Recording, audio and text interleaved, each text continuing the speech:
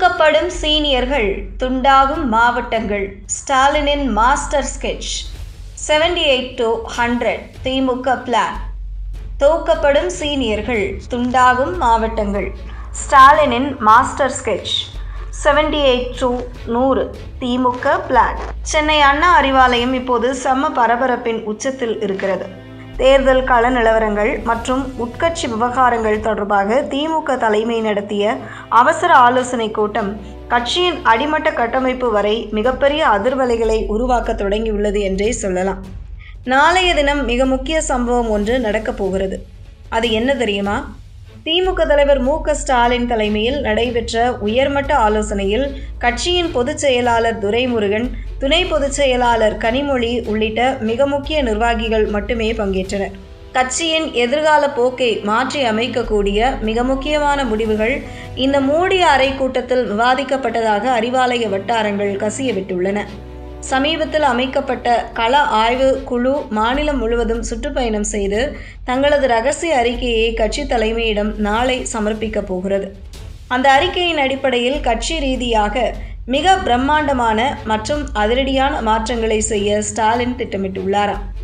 இந்த அதிரடி மாற்றத்தின் முதல் கட்டமாக திமுகவின் அதிகார மையங்களாக விளங்கும் மாவட்ட செயலாளர்களின் பதவிகளில் கை வைக்க கட்சி தலைமை துணிந்துவிட்டது என்றே தோன்றுகிறது.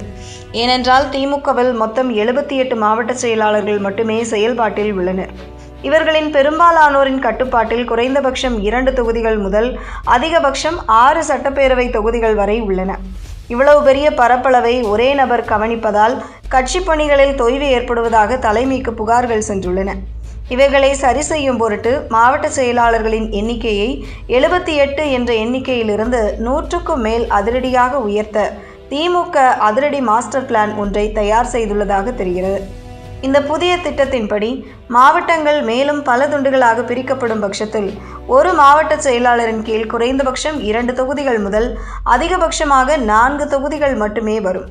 இதன் மூலம் தொகுதி பணிகளை மிக துல்லியமாகவும் தீவிரமாகவும் கவனிக்க முடியும் என்று தலைமை நம்புகிறது.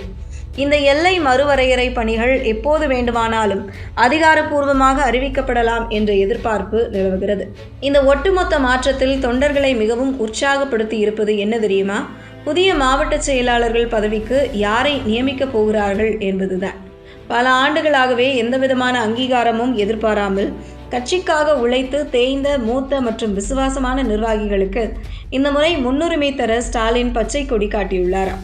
அதே சமயம் மக்கள் மத்தியிலும் கட்சிக்குள்ளும் பல்வேறு புகார்களுக்கு உள்ளாகி தலைமைக்கு குடைச்சல் கொடுத்து கொண்டிருக்கும் தற்போதைய மாவட்ட செயலாளர்களை கட்டம் கட்டி தூக்குவதற்கும் பட்டியல் தயாராகிவிட்டதாம். குறிப்பாக இந்த புதிய லிஸ்டில் இளைஞர்களுக்கும் பெண்களுக்கும் சிம்ம சொப்பனமாக விளங்கும் முக்கிய பொறுப்புகளை வாரி வழங்க தலைமை உத்தேசித்துள்ளதாக தெரிகிறது.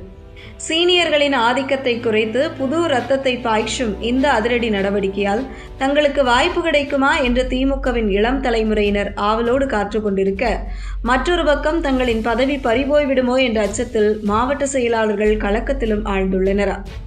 ஆகமொத்தம் விரைவில் வெளியாக போகும் அந்த அதிகாரப்பூர்வ அறிவிப்பு திமுகவின் உட்கட்சி அரசியலில் ஒரு புயலை கிளப்பப் போகிறது என்று மட்டும் தெரிகிறது. பொறுத்திருந்து பார்ப்போம்.